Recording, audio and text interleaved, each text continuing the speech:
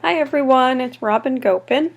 I have a very diverse teaching experience, mostly not ESOL.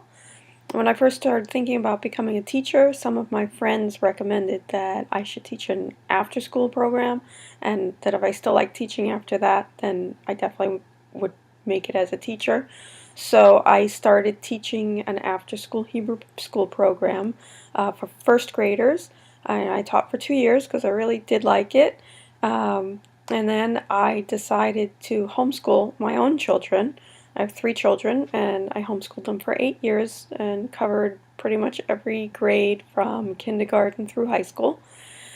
During that time, I gave some classes to homeschool high school kids in American history and comparative government, and I ran a book club for 12-year-olds and ran a number of classes for different ages through some of the groups that we belonged to. Um, and then when I decided to start this program, I had a friend who teaches ESOL at Montgomery College, and he had a student who needed to be tutored, so I tutored his student for a year. I think that was last year. And right now I'm in the middle of doing my internships for my K through 12 certification. And so I've spent part of my time in elementary school in ESOL classes, teaching kindergarten, 4th and 5th grade, and I've also taught in high school now, and that was mostly 9th and 10th graders. And I do find that through this experience of my internship, I found that I really do enjoy teaching the high school through adult age a lot better than the elementary, which was surprising to me. And the subjects that I love teaching the most are American government, and I'm a U.S. history buff, so I really enjoy teaching those kind of classes. My own schooling, learning how to read, I don't really remember how I learned how to read, but I know that I learned at a very early age and it came very easily to me always. But I do read very slowly, and that is sometimes very frustrating to me. I How long it takes me to finish a book, and so there are so many books that I want to read, and it takes me so long.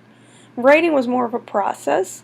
I remember that my father helped me a lot by writing comments and making changes on some of my writing, and just from going over with him some of the changes he made started sinking into me, I guess, and I learned a lot from the comments that he made on my writing.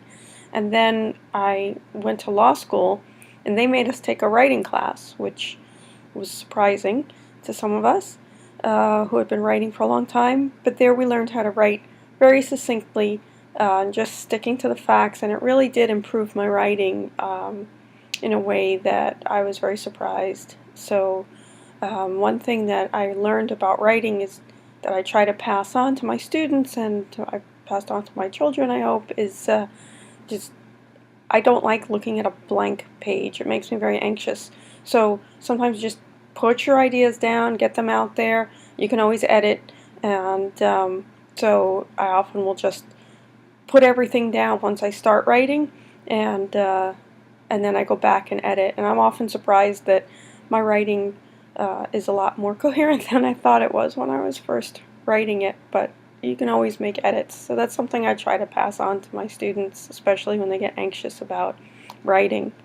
The reading that I wanted to comment on was Professor Shin's article about learning to teach through tutoring and journal writing.